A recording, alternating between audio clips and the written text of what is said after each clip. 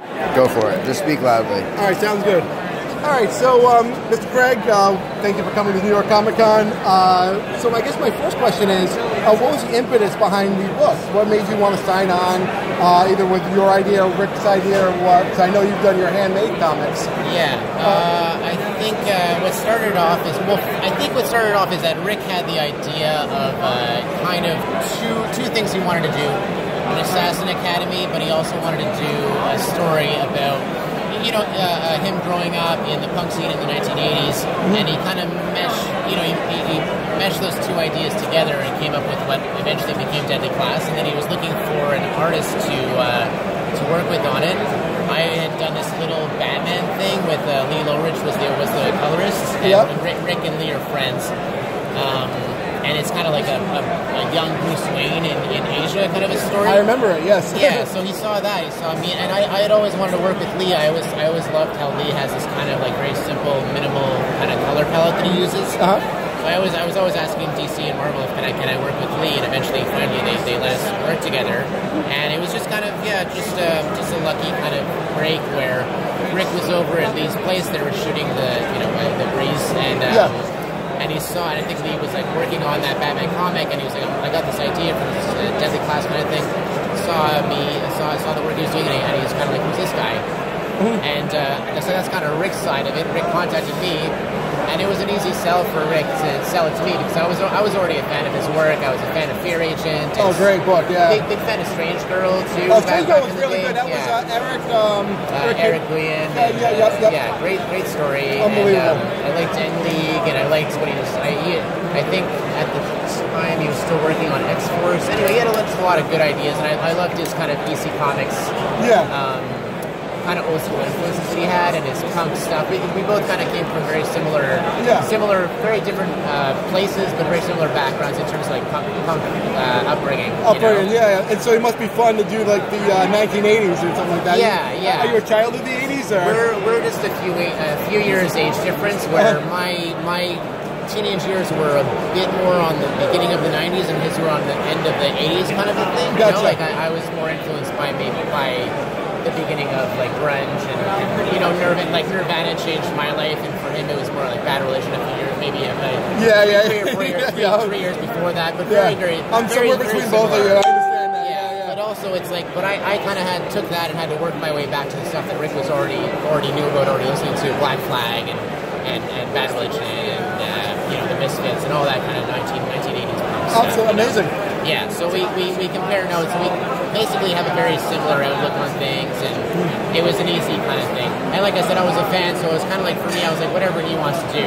Absolutely, I didn't tell him this, but he calls me up and he's like, whatever he says, basically, I'm like, I'm down for it. So I decided just like how he approaches his comic stories. Of course, yeah. So you're on number 36 now? You're coming up, I think? Yeah, I'm working on like number 37. Yeah. And number 36 comes out in December. Okay. Yeah. So how long does it take for you to complete each issue? About 5 weeks. 5 weeks? Yeah. So while we're on break, we take pretty big breaks these days between trade paperbacks, which is none of us like it. None of us. We would like to have the next issue come out as fast as possible, but if they come out every month and it takes me 5 weeks, obviously, eventually that schedule always catches up with me. So while we're on break, I'm still working on it. Oh, nice. We're still working on the comic always, Yeah. But right now there's a bit more of a break than we wanted to take because Rick is helping make this TV show come into being, and that takes a lot of time. And it's like assembling an army to make that TV show. Exactly. Like a comic book, it's like you and 3 of your buddies can make one, but to make a TV show happen, it's a whole different story. So it takes a lot of time, but he's getting those scripts done. He's killing himself to get it all done at the same time. But it's making. We knew we would have to take a longer break for this one just to make sure everything runs on time. Absolutely. Off the record, have you seen the TV show or no? Yeah. I've seen the pilot. I saw the pilot too, actually, in San Diego. It's awesome. It really is. It's so good. I love it so much. It's kind of like it turned out just perfectly. And they're filming the next episodes now. And when those come out, I'll be taking a look at them. I'm not directly involved with the creation of the show. I do a few little things here and there, like that are involved more with the show, but just to kind of help give that little bit of as much of a feel of the comic book as possible. Absolutely. I'll give you 2 more questions. I don't want to take up all your time. You have the big book coming out, book number 2. Yeah. How's that feel to see that size of that? I love the first one. It's amazing. It's crazy. It's really cool to have. I mean, there's a lot of work that goes into it, and I kind of just want the single volumes that are like say 5 issues or whatever going to the single the soft cover collections. Just want those to be the story. I don't want a lot of back material, but that's where it's fun to have like the hardcovers have like just everything. Yeah, I love the size of them too. Yeah, blowing it up to that size, give the colors room to breathe and everything. It's really nice. I feel bad for people to bring it to the conventions because they weigh a ton. Yeah, I'm sure. You're sitting there like this, you're like, oh god. I went to a convention. I went to a Seattle convention with Rick one year, and he brought like a bunch of his hardcovers because he has a whole bunch. I'm sure he does. His older work, like it's a lot of his old, his current image work, and there's his Marvel work, and before that, there's all Fear Age and all of those things.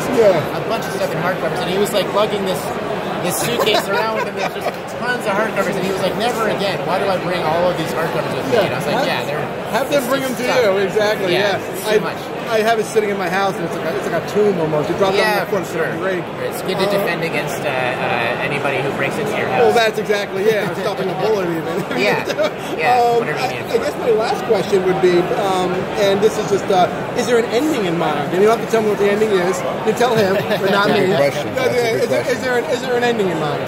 We have, it's loose though. It's a loose ending, and it kind of. It's more we focus more on like pivot points in the story. Like at a certain point, again, like this is a spoilery thing. If you're way back in the series, don't like. I read it. I'm up to 30 something. For anybody reading it or listening or whatever, like close your ears for a second. But there's a certain point where a lot of a bunch of the cast members or students they die. And that's a pivot point where we introduce a bunch of new cast members. So there's another thing coming up right now. It's not the same thing. It's not like we're not killing off a whole bunch of people again, but there's a major shift, and then we're going to see where we land there, and then once we land there, we kind of see how much story potential there is in our new the new setup. So we have a big thing that's going to happen, not soon, but in maybe like a trade paperback and a half of the story. There's like a major kind of turn, and we'll see when we land there how much there is to tell, and we have kind of like we have an ending in mind, but he keeps it very. This is one of the things I really enjoy about his writing that I only knew once I started working with him is that he keeps it very alive through the process. It's not like he wrote the whole thing and it's 5 years ago and it's all done and it's like nothing's ever going to change. He kind of keeps it going almost right up, and I do the drawings, and then he gives me, like in the script, he gives me basic dialogue. Like he gives me the breakdown of the panels and he gives me basic dialogue, but he only does the real final dialogue once he gets the artwork back. So it's like it's always right up to the point where we print it. It's always changing and never staying in a solidified form. That's amazing. You keep it alive. You keep it kind of interesting. It's better than the Marvel method where everything's done and needs to be done for a certain time. It's frozen. At a certain point. Which I do it more in that style where I want it all figured out right off the bat. But it's like I'm inspired by that way to kind of work it that way more where keep it alive the whole time, right up until you send it to the printer. Does that affect your own writing too, or? Yeah, it is. It's kind of like you can find new things as you're always evolving. So you might kind of look back at it. You might write it out, but don't be afraid to. If you have a better idea, don't be afraid to change it up and use that new idea. Just because you spent a lot of time on the previous version, he's not afraid of scrapping an idea and rewriting a whole script if he's found that better idea. That's amazing. That's really great. Rare. That's rare, and that actually improves the book. But I don't want to take up more of your time. I don't want to build the lineup anymore. But did you have anything you want to add? I'm good. Thank you. I would think the only thing I would have would be Black Hand Comics. Anything else come with that, or anything? I love that book. I got it through the mail. I was like, that's the coolest thing ever. Yes. I think I just thought of a few ideas recently where I was like, oh, maybe I'll do another one. But I've done a volume number 2 of Black Hand. It's good for getting out small little ideas that I have, short stories, But I've got a few ideas that I'm working on right now. But when I did Gravediggers Union and brought that to Toby Cypress to draw, it was like Toby Cypress is amazing. Yeah, he's one of my favorites. One of the best. He's so perfect for the series. So there's a bunch of artists out there that I'm just really. I can see why Rick or any other writer gets into coming up with an idea and having somebody else draw it. It's really jazzes you up. It's so cool to see somebody else's interpretation of your idea. Yeah. So I've got amazing. a few ideas that I'm working on that I would like to bring to other artists and see if I can. While I'm drawing Deadly Class, that takes up most of my time, but I have a bit of time to write. And I'd like to take some of these ideas. I'd like to find the right artist for and do a few more other comic books while I'm doing Deadly Class. That's amazing. Well, again, I don't want to take up any more time. I know you're going to form a line because I know you're probably very excited.